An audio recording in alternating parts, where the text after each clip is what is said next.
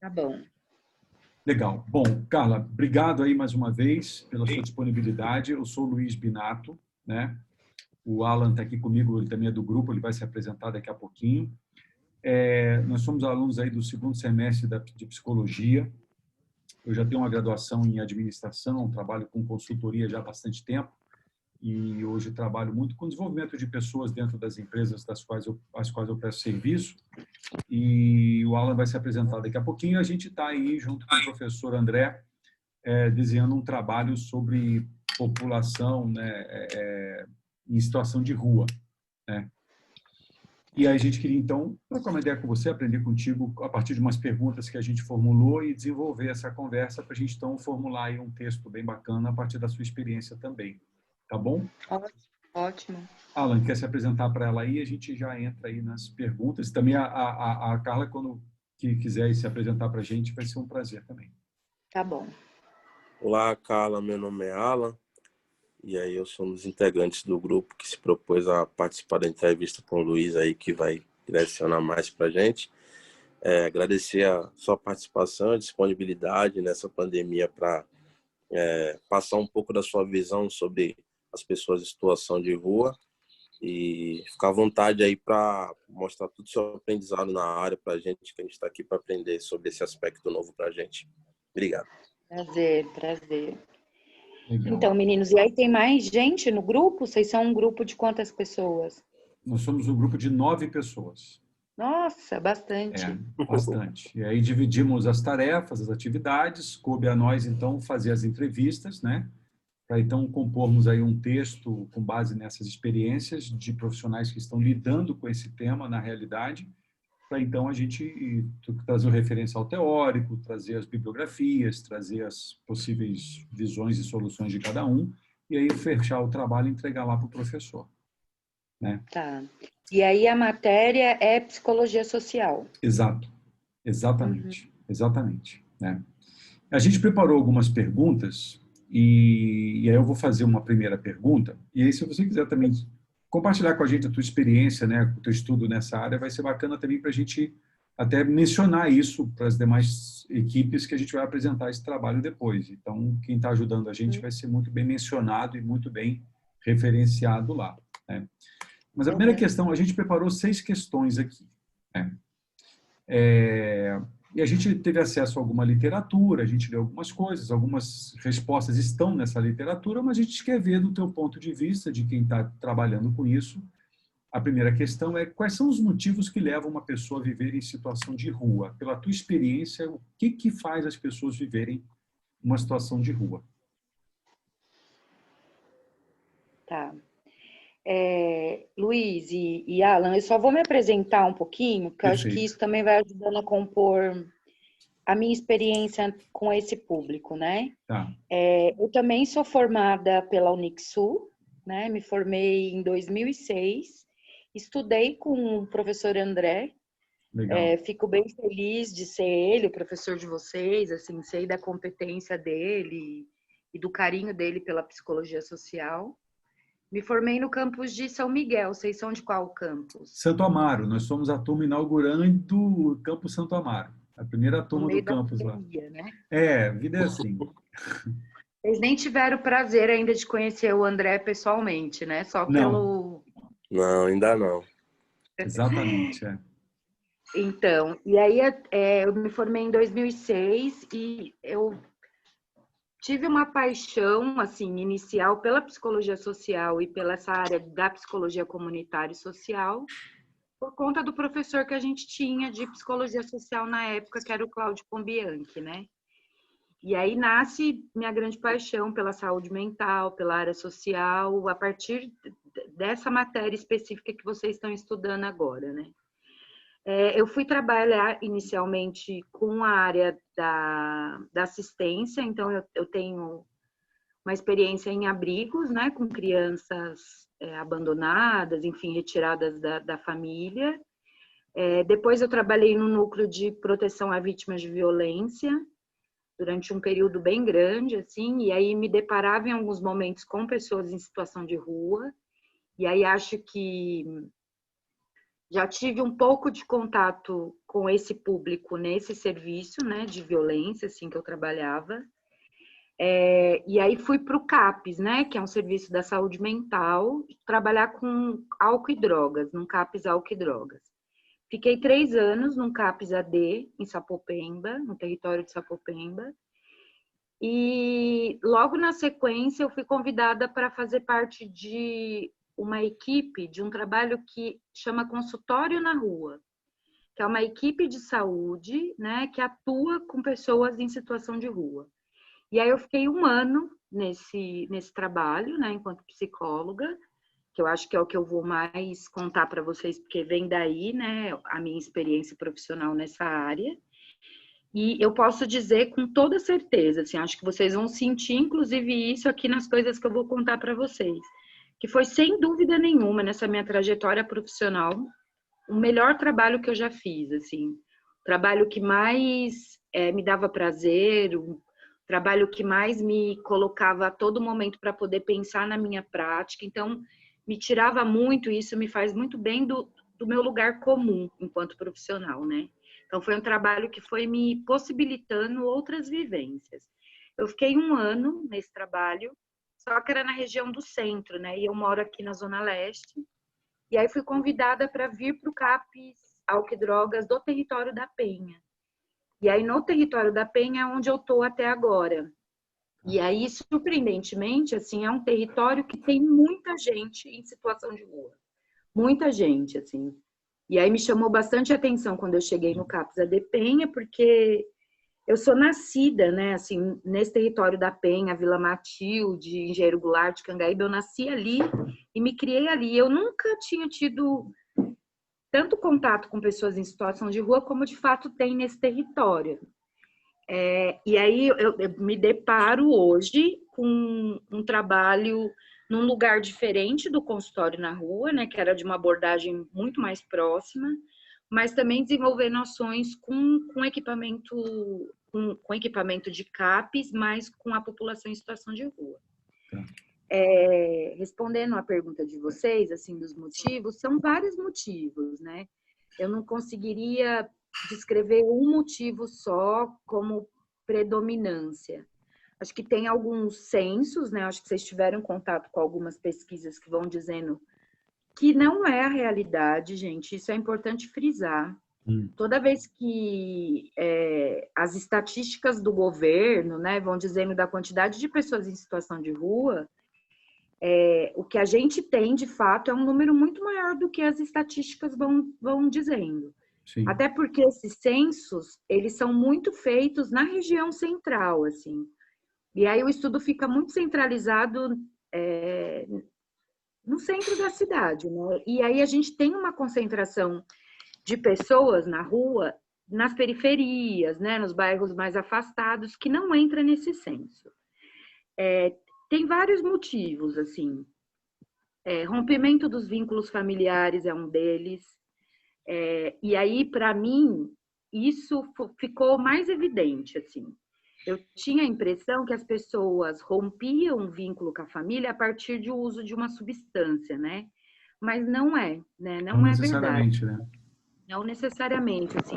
É muito grande o número de pessoas que estão na rua, que têm laços familiares desfeitos por várias razões, assim. Por questões de sexualidade é uma delas, né? Então, a galera que está no centro de São Paulo, por exemplo, travestis, tem uma questão muito forte com isso, assim, do rompimento com a família por conta da sexualidade. Uhum. Mas tem a questão de desemprego, que também é algo bem importante, assim, de falta de condições básicas, né, mínimas. Principalmente advindos do Nordeste, né, do Norte, vem para São Paulo. Eu me surpreendi muito com uma galera que vem do Sul, que eu achei que fosse mais elitizado, né, assim, pessoal com mais grana, mas tem bastante gente da região do Sul que vem para São Paulo, assim, vem em busca de um emprego, vem em busca de enfim, de uma ascensão que não é real, né? A gente que mora aqui sabe o quanto que é difícil. E aí essas pessoas acabam ficando na rua, assim. Então, tem diversos motivos. O que mais me chama a atenção, assim, para o trabalho, né, para a gente poder desenvolver um trabalho com essas pessoas de promoção de ressignificação de vida, são os corrompimentos dos vínculos familiares, assim. Uhum.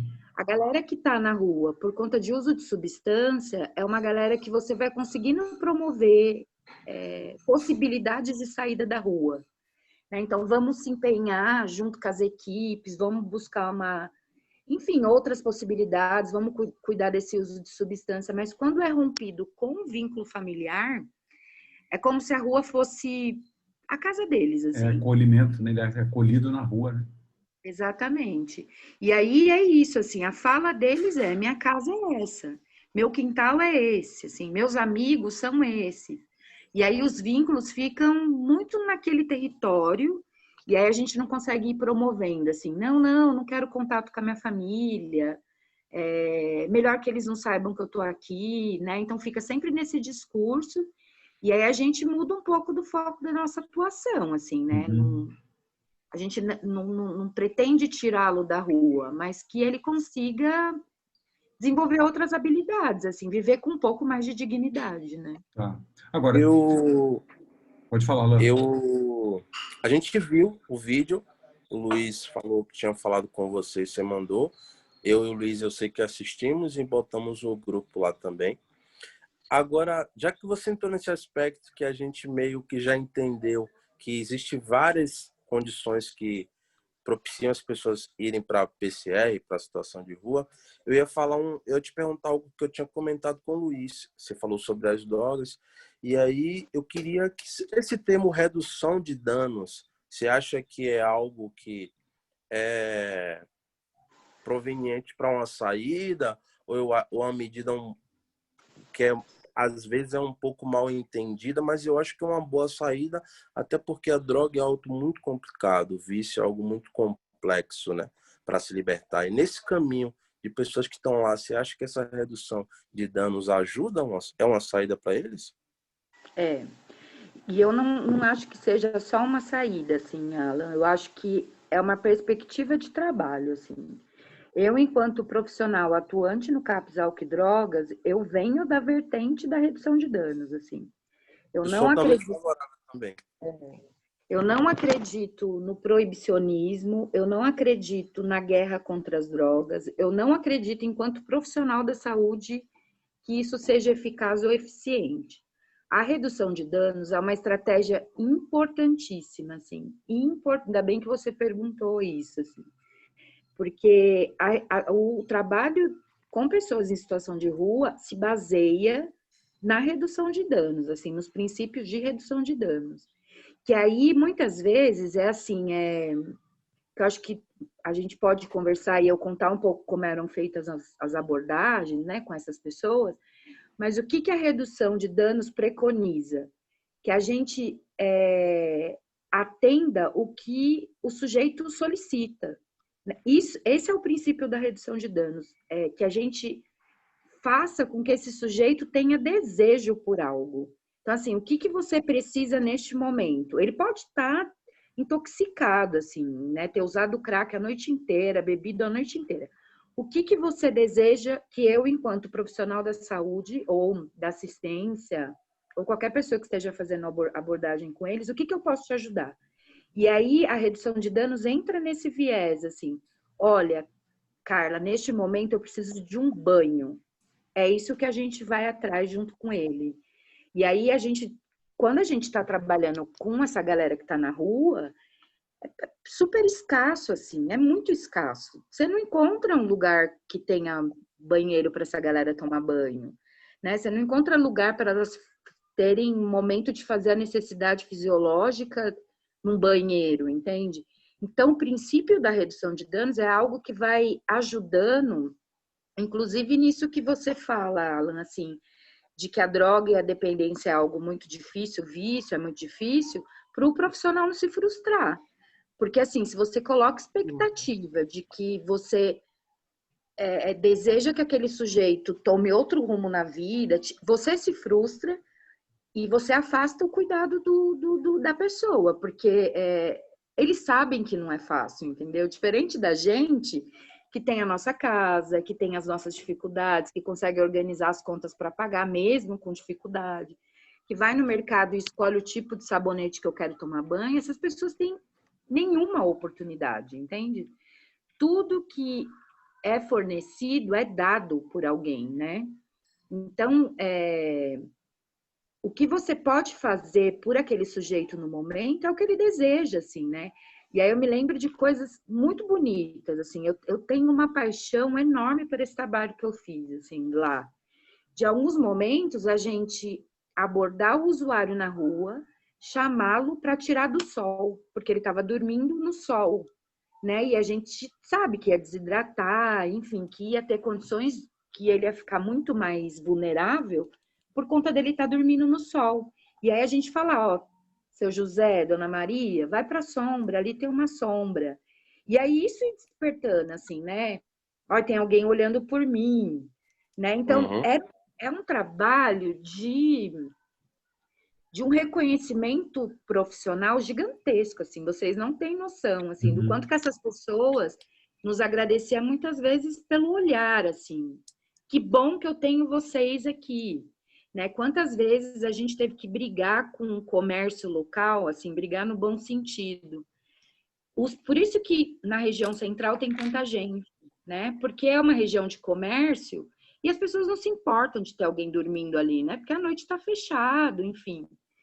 Mas a visão higienista que a gente tem dos nossos governantes vão dizendo, inclusive, para a gente tirar eles, né, dos locais, assim, onde Você eles não citou estão. um ponto que já ia cair naquele outro ponto, Liz. Você acha Uhum. legal fazer essa intervenção já? Porque acho que a Carla já entrou nesse aspecto. Sim, vai, manda ver. Eu tinha Pode falado falar. com o Luiz também sobre o aspecto da gentrificação, né? E a gente vê isso de cara. Em qualquer lugar que é centro, eu não sou paulista, eu sou baiano. Mas É, eu, tem um eu conheço muita sotaque. cidade, tanto. É, sou baiano. E aí eu sempre gostei muito de andar no centro, porque eu sempre fui um cara muito noturno. Então eu sentia o mesmo aspecto que eu sentia lá, eu continuo sentindo aqui. E eu, como sou um amante de filosofia, de história, e aí um pouco de sociologia acaba assim entrando nesse aspecto, aí eu comecei a ver esse aspecto que foi introduzido para mim, por mais que a gente já tivesse ele em mente, que as pessoas são retiradas desses lugares para ter meio que uma asepsia no local, porque as pessoas são pessoas em condição de rua e ali é um lugar de status. O centro é sempre um lugar de status nas cidades. Então acho que você na frente da batalha você vê mais isso que a gente. É mais real, né? É real. Eu acho que tem um incômodo também que eu valido, né? Assim, quem, em sã consciência, gostaria de chegar na sua casa e ter alguém dormindo com mau cheiro, né?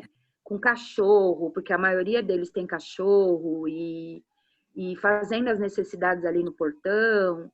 Enfim, eu acho que tem um incômodo que é válido. O que me afetava muito enquanto profissional é a forma que eu lido com isso, assim.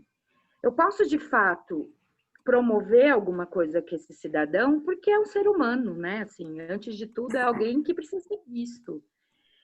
Que se dê através do diálogo, da compreensão, de conhecer um pouco mais a história de vida. Eu não preciso ser um profissional da psicologia ou de qualquer outra área para entender que o olhar mais afetuoso é o que talvez surta mais efeito, assim, né? Uhum. E aí eu acho que as grandes mobilizações que se tinham, inclusive no centro, assim, de retirada de algum usuário, elas são mais cuidadosas, né? O que eu não acho que, por exemplo, os nossos políticos pensem a mesma coisa. A gente pode ver como é que são as ações na Cracolândia, por exemplo, né? Uhum. Que é surreal. Eu dava 2 plantões na Helvétia por semana, né? Junto com a equipe do consultório na rua. É surreal, eles não respeitam nem o... E a gente usava jaleco lá, né? Assim, que é uma forma de você também... Se Nem é de distinguir, né? dizer que tem um status maior, mas é de se proteger, né? Sim. E eles não se importavam. Quando vai um caminhão de limpeza, todos os dias para lavar a Helvete, assim. Uhum. Eles não se importam, eles metem o negócio lá para tirar a mangueira e vai água na galera. E se você estiver ali numa abordagem com o usuário. E aí é isso, assim, os profissionais que estão executando isso, eles não estão fazendo de cabeça o desejo. Eles estão recebendo ordem de alguém. Uhum. E aí o legal é que isso é legal de vocês, inclusive, colocar no trabalho. E aí, quando se de fato tiver interesse de poder pesquisar e conhecer, a galera da rua, eles são muito unidos, assim, né? Tem lideranças da rua de gente, o padre Júlio Lancelotti, por exemplo. É um cara que é, né? Ele é religioso, ele é um padre, mas você conhece ele, você nem diz que ele é padre, assim, né? E é alguém que é muito engajado nesses movimentos, assim, de liderança. E até teve o falecimento um dia desses de uma das pessoas mais fantásticas que eu tive contato, que é um cara que estava na rua e que ele organizava umas discussões. Uma certa vez a gente foi na Defensoria Pública, que eles estavam discutindo a questão dos moradores de rua, né, das pessoas em situação de rua. E aí tinha um número X de pessoas para entrar no lugar, né? Tinha tanto. O profissional de saúde estava liberado, podia ter 5.000 pessoas e entrar todo mundo, mas pessoas em situação de rua tinha 20 lugares. E esse cara fez um auê, assim, mas muito no bom sentido, sem quebrar nada, sem destruir nada, de que quem precisava ser ouvido eram as pessoas que estavam na rua. Os profissionais têm muito para contribuir, sim, mas quem precisava ter voz para ser ouvido era a galera que está na rua. E aí, muito bonito, assim, sabe? Isso me chamava muita atenção no trabalho na rua. Como eles conseguiam se articular de uma maneira de pedir providência, de pedir melhorias. Só que a gente não tem investimento, né? Porque é isso que o Alan fala mesmo, assim. O ideal seria que essas pessoas nem tivessem ali, porque elas sujam, porque elas enfeiecem a cidade, porque elas tiram a beleza do centro. E aí não se pensa em outras alternativas, né? Assim, não se pensa. O que se pensa são, que eu acho que vocês já devem ter tido contato, são centros de acolhida, que são espaços, todos eles, né? Em São Paulo, a maioria dos serviços são terceirizados, assim, do município, da prefeitura, né? E aí os centros de acolhida são geridos por ONGs. Então, sei lá, ONG Renascer em Cristo, né? Não estou fazendo apologia religiosa e nem dizendo coisas ruins da igreja. Claro.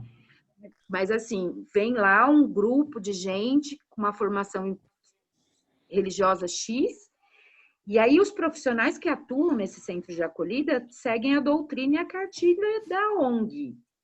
São super preconceituosos, são super mal educados. Muitas vezes eu tive contato com trilhões de centro de acolhida, de uma rigidez surreal, assim, né? Até de dizer em algum momento, se você não tomar um banho, você não dorme, sabe? Assim, para o sujeito. Se você não se higienizar primeiro, você não come. E aí isso vai fechando, assim, o acesso, porque o que menos essas pessoas precisam ouvir é que elas estão desajustadas dessa sociedade tão normalzinha que a gente vive, né? E aí fica algo muito, muito tenso. E aí não se tem uma formação para esses profissionais que atuam. Tem sim um corpo técnico, né, dentro dos albergues, do centro de acolhida, que é sempre um psico e um assistente social. Mas não se tem uma formação com as pessoas que estão no dia a dia, assim, com os educadores, como eles chamam, né? De ajudando a organizar a vida dessas pessoas, assim. É muito diferente da gente que tem a nossa casa com chuveiro e eu decido que hora que eu vou tomar banho, da pessoa que tem que tomar banho das 7 às 8, assim. Né? Então, é uma construção muito morosa. Mas quando você consegue um pouco que seja de mudança, né? Que eu acho que isso vocês precisam enquanto estudantes nesse momento, que a gente é agente de mudança, sabe? O tempo inteiro. Muito mais do que de cura, de libertação, a gente é agente de mudanças. Então, assim, quando eu consigo interferir um pouquinho naquela lógica cruel, para mim, eu tô com o meu trabalho ganho, assim. Porque eu Entendi. consegui fazer com que quem está ali na ponta, trabalhando com essa demanda, consiga enxergar que, poxa, eu posso ouvir o que ele quer. Talvez ele não queira comer agora. E eu não preciso servir ele 2 da manhã, mas eu posso dizer, olha, a gente tem uma tolerância. Se você comer, tudo bem de você lavar seu prato, sabe? Então, são coisas que são muito possíveis, assim. Uhum. Agora, Carla, pelo que você está falando, e agora eu quero te revelar assim, minha total ignorância no tema, mas uma presunção, né, com relação à postura de políticos em relação a esse ponto, né? Tudo que tem sido feito e tudo que se percebe poder fazer é no sentido de prevenção de danos e diminuição do desconforto. Agora, de onde você está, você consegue ver uma esperança de que isso um dia acabe no país? Não, Não, né? não. Eu acho que a base desse problema está em raízes muito mais fincadas do que a gente imagina, assim, né? Sim, E aí eu acho que vem da ordem é, dessa questão social mesmo e socioeconômica, né, que o país sim. tem. Assim. Quem é rico é muito rico, quem é pobre é muito pobre. Uhum. É injusto demais, né? Assim, as oportunidades são injustas, enfim.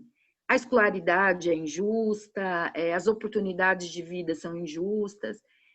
Eu não vejo, assim, eu não tenho essa utopia, sabe? Tá. O que eu acho que podia ser promovido, né, e aí são ações muito baseadas na redução de danos, são ações de dignidade, assim, de busca de dignidade por essas pessoas. Eu falo e repito em todos os lugares que eu vou, quando a temática, eu vou participar até semana que vem de um fórum, né, para a gente discutir essa questão de situação de rua. E aí eu sempre bato na tecla, por que a gente não tem banheiro químico, por exemplo? Né? Por que a gente deixa as pessoas à mercê ou da bondade de algum comerciante que deixa eles usarem banheiro, ou deles fazerem na calçada, entendeu? Ou Uhum. urinarem, assim, até o Alan, que é lá da Bahia, não sei se ele já assistiu aquele filme O Paió, lá com o Lázaro Ramos, Lázaro Ramos, sim. começa com uma cena que é muito provocativa. Não sei se vocês se recordam. Porque aí, quando você trabalha com esse público, você estuda e você lê, e você fica com um olhar muito curioso, que é isso que você está dizendo, Luiz, assim, né? De tentar aprofundar. Uhum. O filme O Paió começa com um carnaval na Bahia, Isso. e aí uma pessoa urinando na calçada. E aí essa urina vai escorrendo, vai escorrendo, vai escorrendo, tem alguém dormindo. E aí, mó carnaval, assim, o trio elétrico passando, oba-oba, todo mundo muito feliz e bebendo, não sei o quê. Aí o cara passa, mija ali na parede e a urina escorre. E Uhum. aí tem um morador de rua. E aí eu acho que é uma crítica muito importante isso, assim, entende? Porque é uma desigualdade, por isso que eu te digo, é enraizado, entende? Entendi. E aí Agora, eu provoco tá vocês bom. para dizer que tem coisas que são tão estruturais dentro de uma raiz muito podre, que tem muita gente que ganha dinheiro. Esse Ter era o essas ponto. pessoas na rua, É, tem gente que ganha muita grana com isso, sim. entende? E aí, isso é horrível de se pensar. Né? A gente tem movimentações, e esse grupo que eu faço parte, que é lá da região central, que é um coletivo que se chama Edlei, né? E aí, o princípio deles é dar dignidade para essas pessoas que estão na rua. Então, assim, é uma construção muito morosa, com o poder público lutando contra o tempo inteiro, mas que a gente tem que ir em frente, assim, né? Agora, Carla, isso é um ciclo vicioso, né? Ou seja, todas as ações de redução de danos são para oferecer para essas pessoas uma condição mínima de dignidade, mas isso vai deteriorando com o tempo. E a minha pergunta seria o seguinte: como é que isso afeta, como é que isso se reflete, por exemplo, na autoimagem dele, na identidade dele? E como é que isso redunda em futuros distúrbios psicológicos? Eu imagino que pessoas devam começar uma vida na rua e depois elas podem vir a ter uma piora de estado psicológico cada vez maior por conta desse ciclo que não se encerra. Ele vai sendo mais lento, mas ele não se encerra. Isso faz sentido? Então, mais ou menos, assim, Luiz, eu não acho que seja um círculo vicioso. Quando eu falo para vocês disso, da gente lidar com o desejo do sujeito, que pode ser um dia tomar banho, eu estou dizendo para vocês que a construção de um trabalho se dá a partir daí. Tá. Mas não é só isso que se deve fazer. O que é importante destacar, assim, qualquer trabalho com pessoas em situação de rua, a gente só consegue desenvolver qualquer tipo de intervenção se eu tenho vínculo com essa pessoa. Perfeito. E aí o vínculo se dá pela construção, assim. Convivência, então, né? Convivência, né? Com você junto. Tá. Então, assim, é claro que quando eu trabalhei com esse público, eu respondia por uma instituição. Então, eu atuava enquanto psicólogo, essa era a minha função. Uhum. E aí a aproximação com elas não se dá da maneira do setting terapêutico. Assim, eu não tenho nenhuma cadeira para essa pessoa sentar ali na rua para a gente sentar na rua junto, né? Imagina. Eu sentava na calçada, eu ia fazendo... E aí o que eu disse para vocês de começar com algo que seja do desejo dele, porque você aproxima. O que você precisa hoje? E aí você vai conhecendo. O que eu acho importante para a construção de um cuidado mesmo é conhecer a história do sujeito. E aí vem lá na pergunta que vocês fizeram, a primeira pergunta. Tá. Então, por exemplo, hoje eu abordei seu João. E aí seu João falou, nossa, eu precisava tomar um banho. A equipe de consultório na rua tem uma perua, né? Então a gente colocava esse usuário dentro da perua, podia estar podre de fedendo, assim. Você precisa entender que aquele é seu trabalho.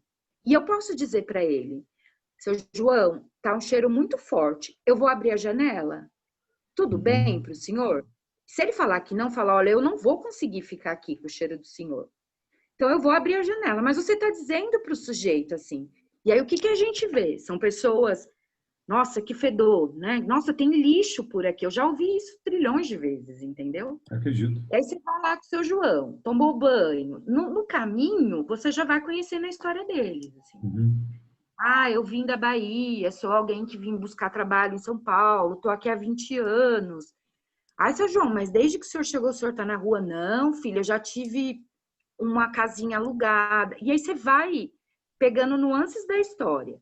Você não trabalha sozinho, né? Nenhum equipamento que desenvolve ações tão complexas trabalha sozinho o profissional. Então, você tem uma equipe junto, que você vai discutir esse caso. Gente, seu João me contou isso, isso e isso. Aí eu convoco assistente social. Olha, dá para puxar, né? Porque ele disse que ele sempre contribuiu para o INSS. Mas essas pessoas não vão nesses lugares, entende? Assim, porque uma que elas não são aceitas. Semana passada eu tive que ir na Receita Federal resolver um problema particular. Eu fui super maltratada. E eu sou alguém que tem uma formação, eu não estava mal vestida, não que eu ache, né? Não sei que as pessoas acharam que eu estava mal vestida. Se você foi maltratada, imagina uma pessoa em situação de rua. Essas pessoas não recebem assistência, elas não recebem a orientação devida. E aí, assim, aí a gente vai... Seu João, mas o senhor teve registro na carteira? Não, então eu vou marcar com o senhor para a gente ir lá no INSS puxar o CNES do senhor. Aí a gente vai com ele. Isso é a ação que a gente chama de contratualidade. Quando eu empresto o meu poder contratual para o sujeito. Assim, ele não tem voz, ele não é ouvido. Então, eu vou, enquanto profissional, representar o seu João. Ô, fulana, seu João trabalhou, dá para você puxar? Ah, o CPF dele está aqui. Não tem CPF? A gente vai tirar o CPF do seu João. E aí é um trabalho de construção. Quando você, e aí eu posso te dizer com toda a certeza do mundo, assim, quando você pega algo, uma linha que você constrói com sujeito um cuidado, não vira um círculo vicioso, assim, no sentido de que, tá bom aqui, eu vou ficar por aqui mesmo, né? Não tenho nada a perder. Então, assim, eu tive muita experiência de gente que retomou vínculos com os familiares e que voltou a morar. Gente que aceitou, assim, um tratamento para o uso de substância e que foi se recompondo. Gente que, sim, preferiu ficar na rua, mas que, começou a acessar o posto de saúde para cuidar dos dentes, né? Que é algo bem simbólico, assim, né? Que para mim tem muito mais a ver com autoestima do que você estava dizendo, porque é isso, assim, né? O cartão de visita da gente é essa aqui, né? Assim, então, como é que é o cartão de visita dessas pessoas? E aí, o consultório na rua, ele é vinculado a uma unidade básica de saúde. Não sei se vocês já ouviram falar de Núcleo de Apoio à Saúde da Família, que tem nas UBSs, nos postos. O consultório na rua, ele é vinculado às unidades básicas de saúde. E aí, por que é vinculado? É de propósito, assim, é para que essas pessoas que estão na rua consigam acessar as unidades básicas de saúde. Quem está em situação de rua, ele tem atendimento preferencial nos lugares, assim. Então, assim, se eu chegar com alguém lá, e isso muitas vezes acontecia com a gente junto, de ser negligenciado o cuidado, mesmo com você ali junto. Agora, como é que não é quando essas pessoas estão sozinhas? Meu Deus. E aí, muito curioso, assim, né, que eu ficava ali na UBS da Santa Cecília, era a UBS do consultório na rua. E aí, toda sexta-feira, depois que eu fui construindo um trabalho, né, eu pedi uma sala para atender essas pessoas na sala. Porque muitas delas falavam para mim assim, eu não queria contar aqui, né, a minha história. E aí, eu comecei a fazer atendimentos, como num setting terapêutico com essas pessoas, toda semana, assim. Então, de sexta-feira, eu não ia para a rua. Quem estava na rua vinha para passar comigo. E aí, a construção disso foi fantástica, assim, né? Porque aí ela ia lá para conversar com a psicóloga que ela conhecia e ela aproveitava e marcava uma consulta com o ginecologista. Fazia muito tempo que ela não passava. E aí, você vai abrindo o leque, assim, de possibilidades, né? A gente desenvolveu um projeto junto com um lugar que tem ali na Santa Cecília, perto daquela igreja grande da Santa Cecília, porque todo dia de manhã eles têm uma parte do pessoal da igreja, né, que serve um café para os moradores de rua, né, pessoas que estão em situação de rua. E aí a gente ia, porque como tinha muita concentração de pessoas, a gente ia para sensibilizar de assuntos de cuidar da saúde. Então a gente ia falar de sífilis, porque é gigantesco o número de contaminação de sífilis em quem está em situação de rua, HIV, teste rápido de tuberculose. Então, a gente ia para promover ações de promoção à saúde. E aí, curioso que teve uma vez que eu passei num sebo e comprei 3 livros. E aí eu estava lá, né, falando junto com a enfermeira e com a médica, porque na equipe tinha uma médica, sobre sífilis, eu nem lembro qual era o tema, assim, se era DST. E aí, quando eu olhei para o lado, eles estavam mexendo nos meus livros. E aí eu fiquei olhando, e aí um deles veio me perguntar, né? Eu gosto tanto de ler, mas é tão difícil a gente conseguir. E aí a gente montou um projeto dentro desse espaço que chamava Café com Poesia. Todo dia de manhã, eles iam tomar café e aí tinha uma estante de livro. Eles liam, a gente fazia tipo um sarau com eles. O quanto de história e de aproximação que a gente teve de um público que a gente não conseguia acessar porque era super resistente, foi enorme, assim, né? Então, eu acho que essas coisas, a gente não precisa só focar no que é prioritário no sentido de vamos promover palestras gigantescas de saúde, sabe? Falar de um monte de temas. Tipo, pequenas coisas. Né? Que faziam muito sentido para eles, assim, muito sentido. Entendi. Olha, eu acho que tá bacana, viu, Alan? Você quer fazer mais alguma pergunta aí para Carla? Tem alguma coisa das perguntas que vocês fizeram? Não, você passou por várias delas, né? Tem algumas perguntas aqui sobre essa questão do distúrbio, disso que eu chamei de círculo vicioso, né? Você mencionou também essa questão do esgarçamento, do rompimento com as relações sociais através daquelas questões que você falou da sexualidade, do desemprego e tal. Assim, acho que você cobriu bem essas perguntas todas que a gente fez aqui, que a gente preparou. Eu acho que foi uma grande contribuição, cara. Te agradeço muito por isso e o grupo todo vai te agradecer também. Deixa eu só fazer um adendo, porque também fazia parte do que você tinha me questionado. É importante dizer que tem uma parte de quem está na rua que são os loucos de rua. Tá. que são pessoas com distúrbios mentais e que moram na rua. Tem vários. E tenho certeza que na onde vocês moram, vocês já viram, né? Que são muito característicos, assim. São pessoas que, de fato, a rua é a extensão deles, assim. Uhum. Né? E aí Sim. tem isso. Tem pessoas que estão em condição de situação de rua, por conta de todos os fatores que a gente já conversou, e tem outros que é complemento da extensão de vida deles. Minha casa é aqui. Né? Tinha uma senhora que morava dentro de um saco de lixo na Santa Cecília.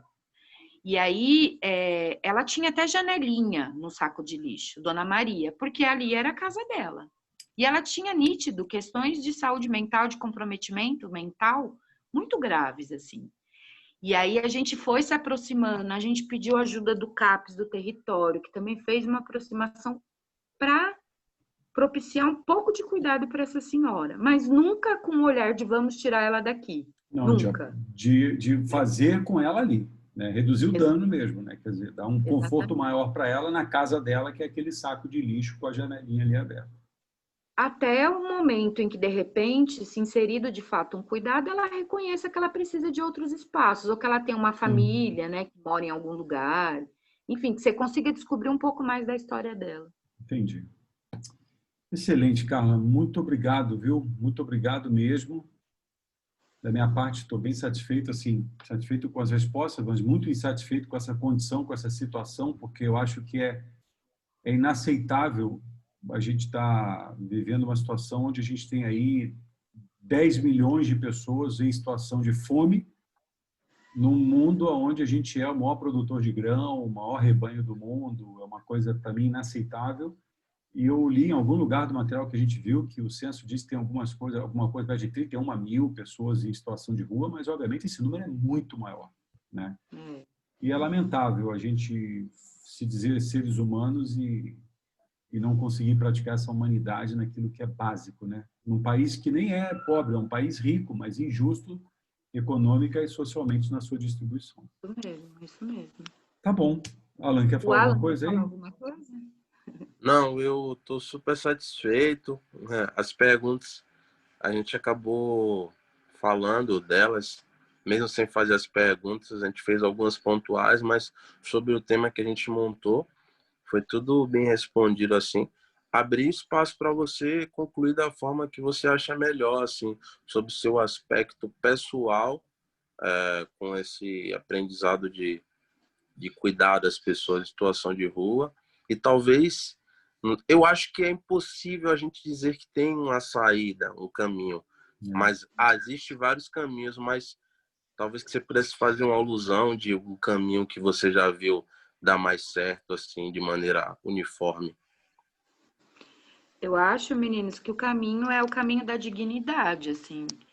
Acho que quando a gente empresta para o outro um pouco de solidariedade, qualquer ser humano, em qualquer condição que seja, ele compreende, né? Acho que a nossa formação, e vocês estão traçando o caminho, a trajetória de vocês, eu acho que é uma clínica da empatia, é uma clínica da gente poder ter a dimensão social, isso que o Luiz foi falando, de que a gente é um país extremamente injusto, de que a gente vive numa sociedade muito machista. Enfim, assim, acho que quando a gente empresta a nossa solidariedade para essas pessoas e resgata um pouco da capacidade de desejar, a gente já está fazendo um grande trabalho, assim.